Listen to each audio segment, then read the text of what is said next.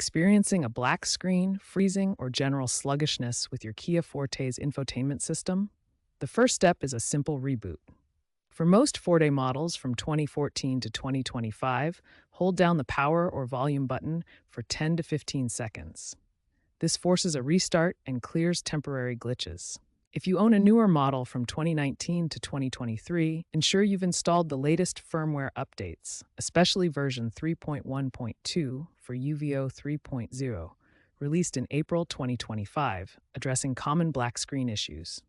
Check your Kia app for update notifications. If a reboot doesn't fix the problem, consider disconnecting the negative battery terminal for 30 to 60 minutes to fully discharge the system's capacitors.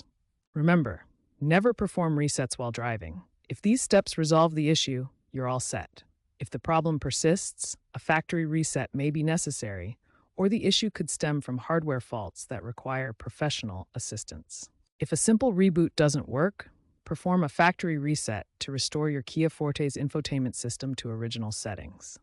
This will erase personal data, including saved presets, paired devices, and navigation history. To perform the reset, navigate through the Settings menu to Settings, then System, then Factory Reset.